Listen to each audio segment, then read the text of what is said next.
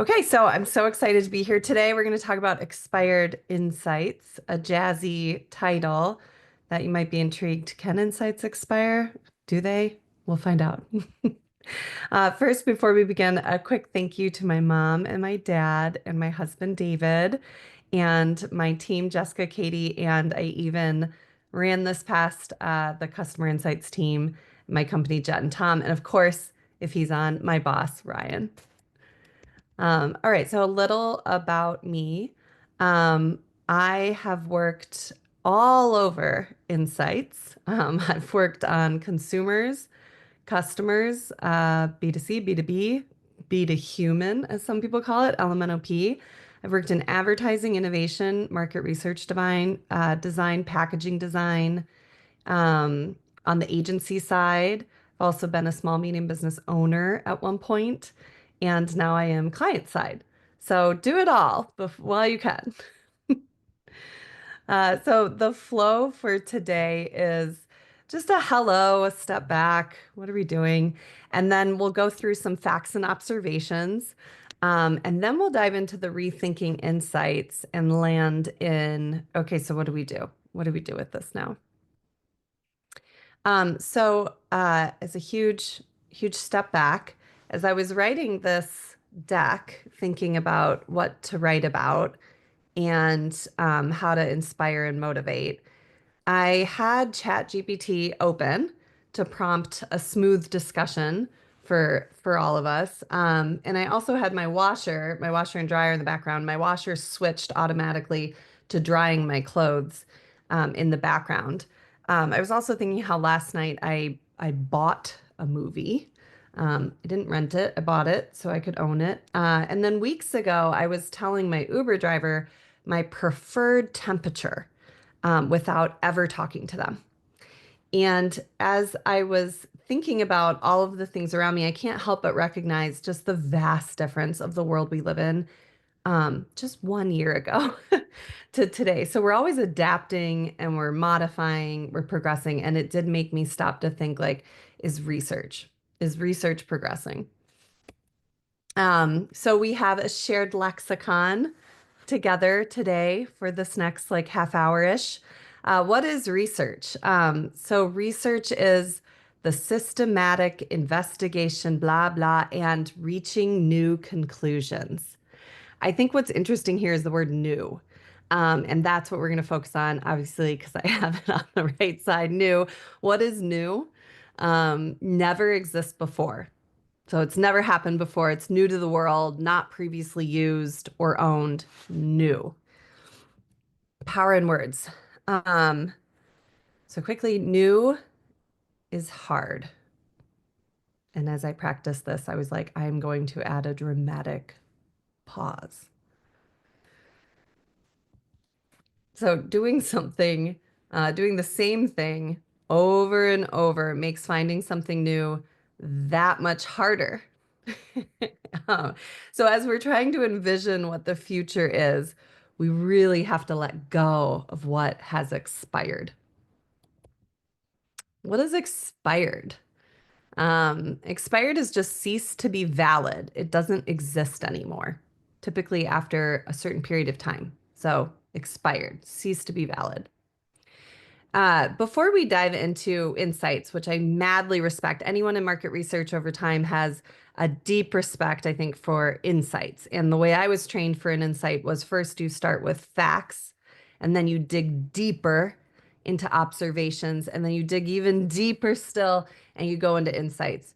Right now, I'm just going to peruse through some facts and observations, not insights, that have changed over time. So a quick one, and this seems to be popular again, is millennials can't afford homes due to spending on luxuries like coffee and avocado toast. I am a geriatric millennial. I'm one of the oldest millennials. I've heard this for so long. And by the way, my generation just doesn't age still. We're always 18, and I'm loving that. Um, this came up in my LinkedIn feed last week that people were still saying they just spend all their money on coffees. It came up in HuffPo. um, or earlier this week. Anyway, the narrative has shifted. We all know now that it's revealed there's stagnant wages, there's rising housing costs, student debt, there's real obstacles, and it's not discretionary spending. Cool. Head nod. Let's see. Women in STEM. Okay, next one. Bitcoin and cryptocurrencies are a niche fad. While initially dismissed as fringe, cryptocurrencies and blockchain technology, they have gained mainstream acceptance. Major institutions, even just recently Fidelity, which I think famously said they'll never do it, they just announced their crypto. So we're all developing blockchain applications across various industries, including finance and Bitcoin and cryptocurrency. Definitely not niche fad. Next one, tattoos for sailors, soldiers, and criminals. These views have definitely changed over time. Tattoos are now widely seen as right individualism, to the point where it's become so popular it might even be collectivism at this point. Younger generations are around 40% tattoos. If you got one, you're bound to get many more. And 3 in 10 of all of the U.S. has at least one tattoo. So narrative has shifted. Next is self-driving cars. At one point, they said this is science fiction. It'll never happen. There was a lot of ethical implications, legality implication, technical feasibility, etc. As we know, especially if those of you on the phone are from the Bay Area, Waymo has now logged in over 22 million miles without human drivers. So facts and observations are just changing over time. And then if you're still with me and you're like, yeah, here's one, another one. Genetic modification is only for crops and animals and not human, never humans, not humans. While these concerns are still being actively debated, advances in CRISPR and gene therapy have led to more nuanced understanding, especially for treating genetic diseases. A fun fact on the very bottom, found this interesting. This was in 2023, so pretty recent last year. Survey in Science magazine found that nearly 30% of people would edit an embryo if it enhanced the resulting child's chance of attending a top-ranked college. So here we are, facts and observations. Narratives are changing and they're changing all the time. And here's a story from my family to yours. First, all the way on the left, I've got my boomer mom. And when my mom was a kid, she wanted automatic windows. So she wouldn't have to crank it to roll it down. Then we go to the middle, beautiful car there in the middle. When I was a kid, I wanted to manually roll down my windows because the cars would automatically lock them on me. And now, fast forward to my daughter. This just happened about a month ago. My daughter asked the car to roll down the window for her. And when it did not, she asked me slash blamed me that I forgot to charge the car. So here we are. A lot of things changing over time. You can see some of the insights are changing. Definitely the environment is changing. And next.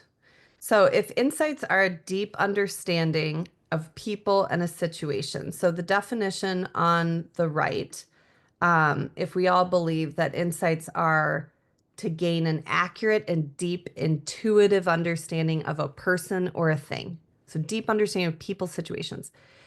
And if the people and situations, the facts and observations are changing, then shouldn't the insight be updated?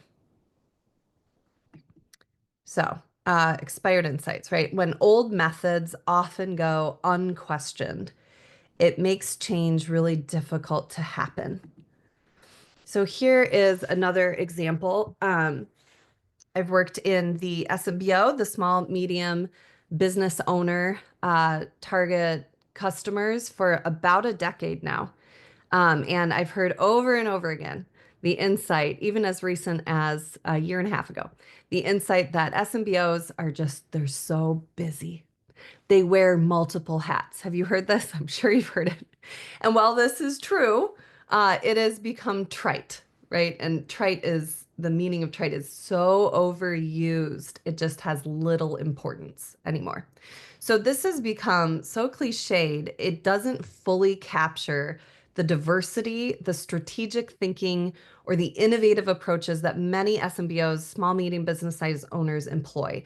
It oversimplifies their challenges and it can overlook their unique experiences, resilience, and the creative ways that they can scale and delegate. I have so much respect for this audience. I'm sure you've got an audience that you have so much respect for. You have to pause and ask, and this was the first time that I asked, is this an expired insight? Because I've heard it a lot, right? And surely if I've heard it, everyone else has heard it, and everyone's innovating off the same insight.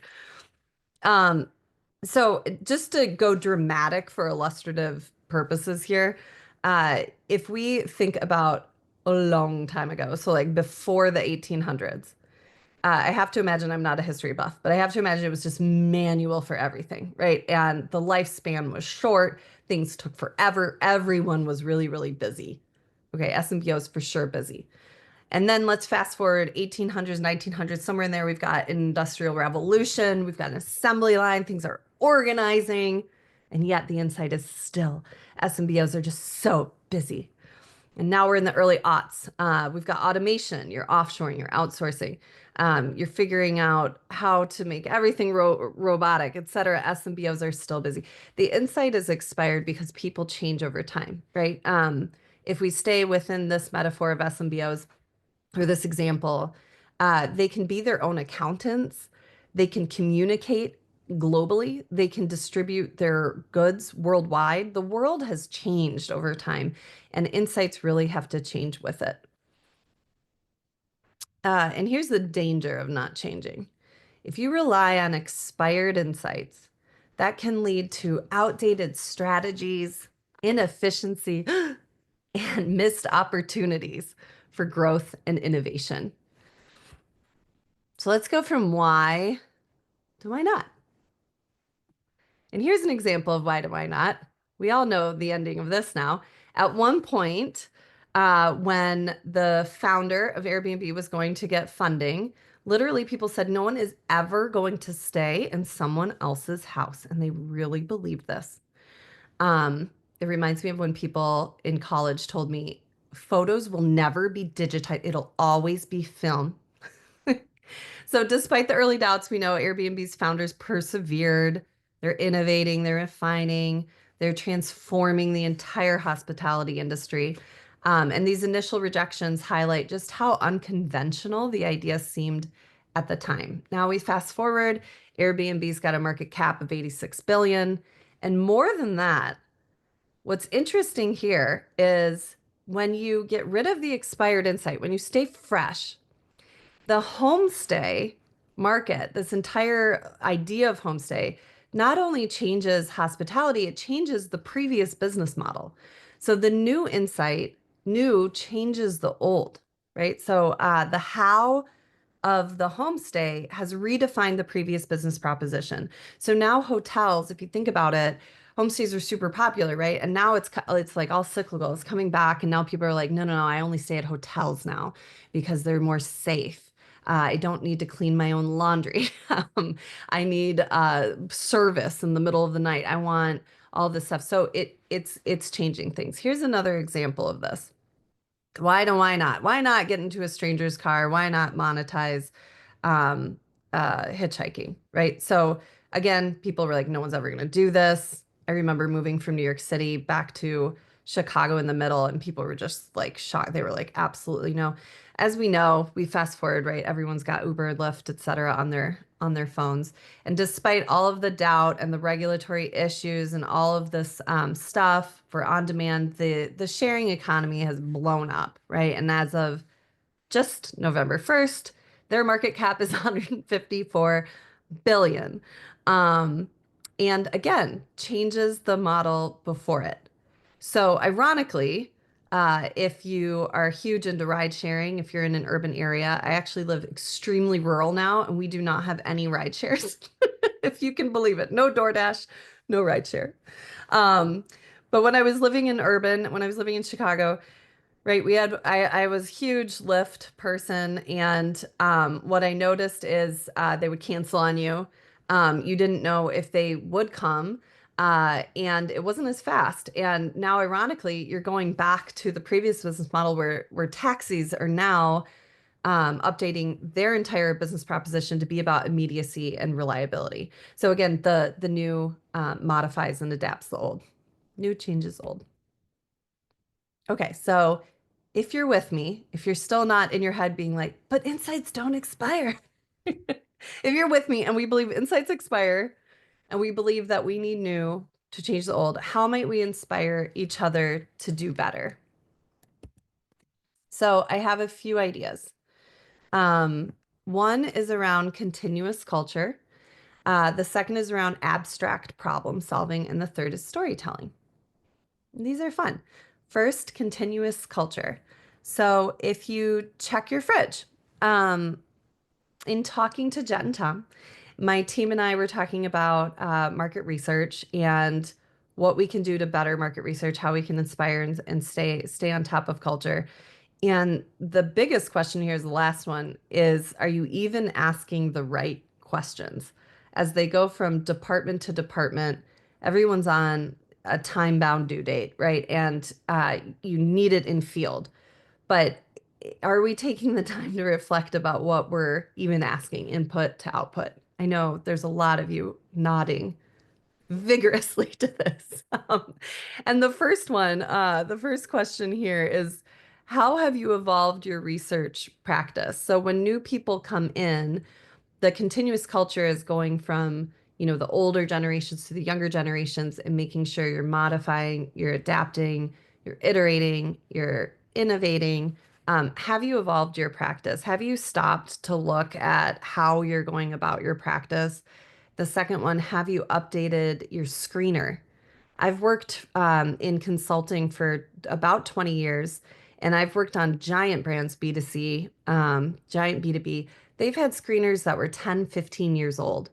As we know, the pandemic changed everything. Uh, there's consumers and customers alike have vastly different behaviors. Check out your screener. Just check it. Is it, you know, growing mold and dust, or is it sparkly new? I don't know. Also quant. So both qual and quant. Some quant, I look at some quant and I think, why are we still holding on to this question? Like, yes, I understand that there's trending data over time and how precious that is. And if you get rid of it, it's all gone. But do you even need it? Is my question. And maybe that's a question for other departments too. Every single question you have on there is so precious. You only get so many. Everything costs money. So reevaluate. And then are you asking the right questions? So abstract problem solving, how to get fresh. So we're going to go through a few ideas and examples on if we're leveraging today's advances, where, right? So I was trying to really get out of the why. I think we've been really in love with the why for so long, and why is great.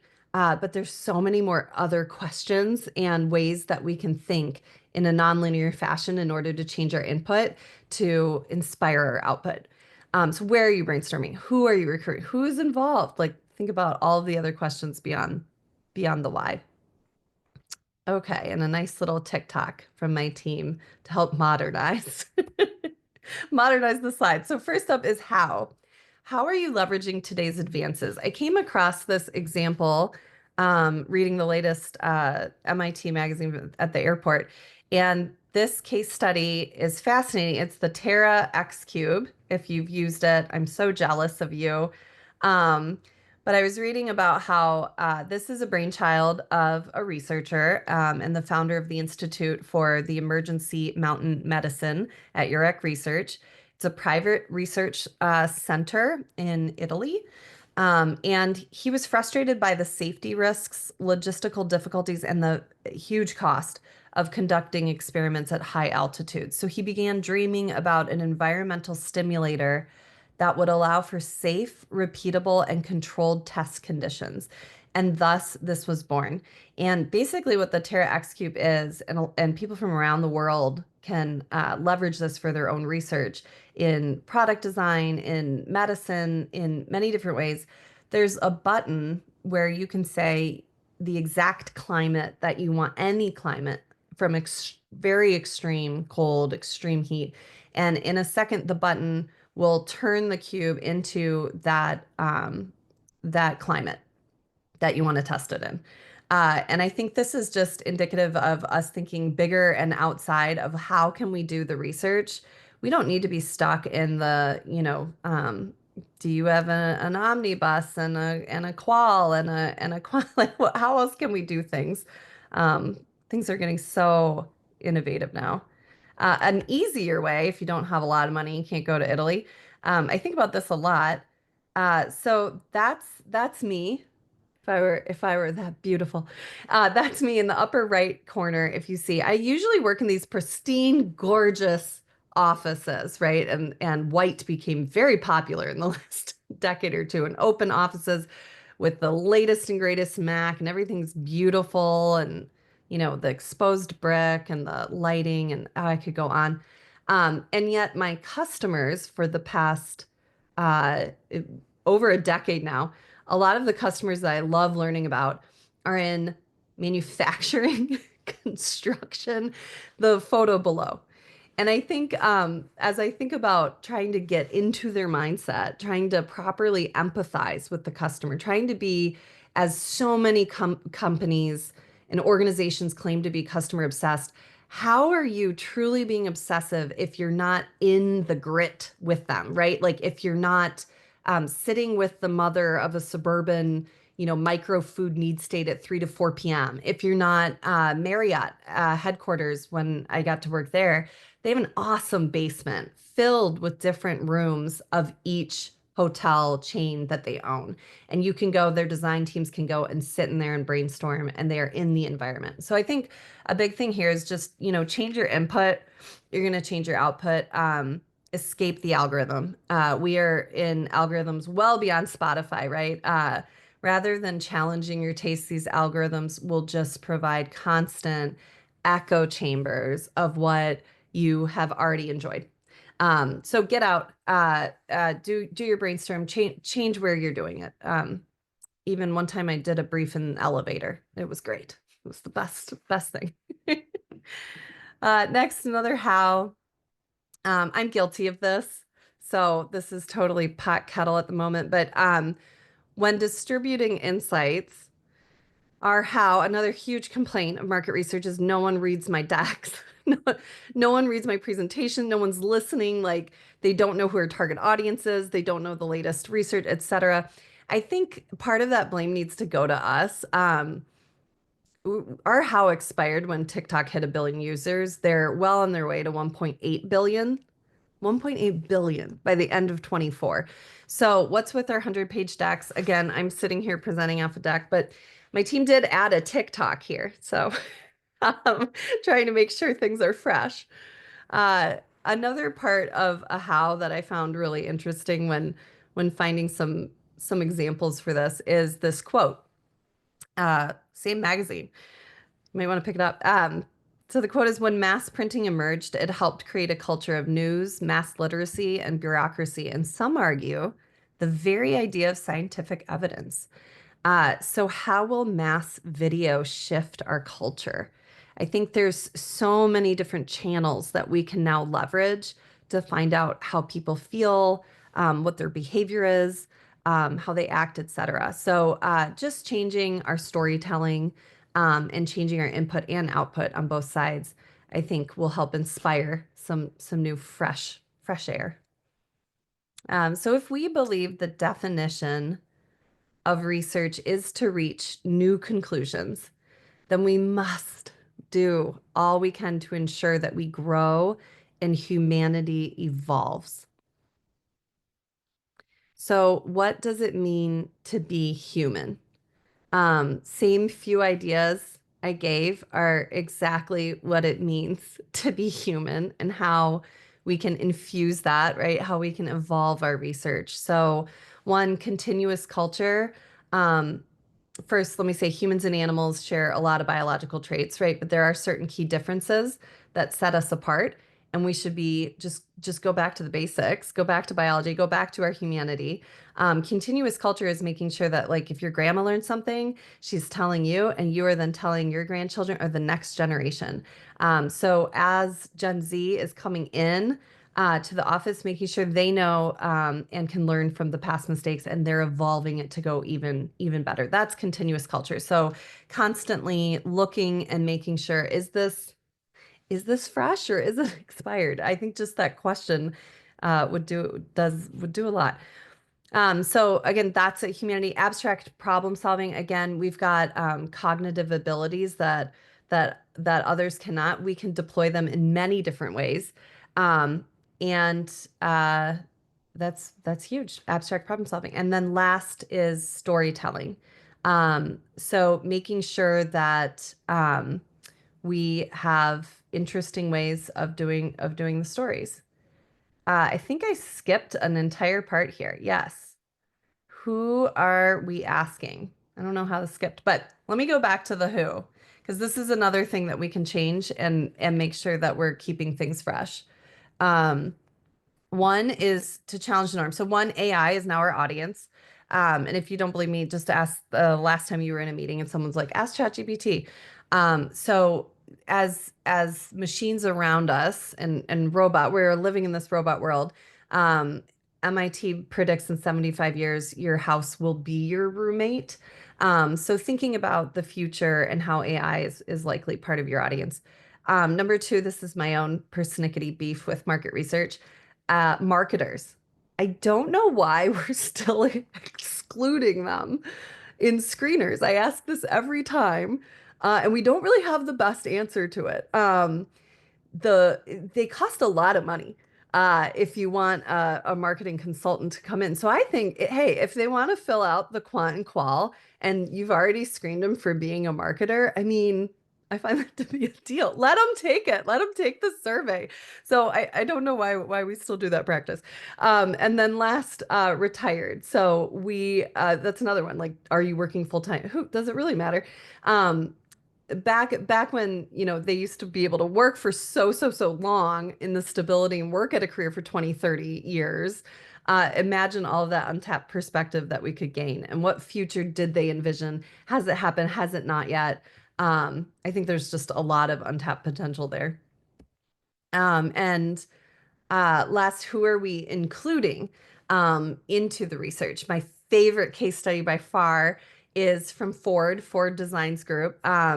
They included cross-department collaboration. And as the story goes, the researchers invited the engineers, and the engineers went out to an ethno sort of type setup where they were observing people going grocery shopping and going back to their car and just putting the groceries into the car. And when they saw that pain point, and it was such an aha, right? They're out of the office, they changed their wear, the researchers changed who they invited to the research. They got a whole new perspective. And the engineers were the ones that said, oh my gosh, we could absolutely make it easier for people to open up the back, right, and put the groceries in.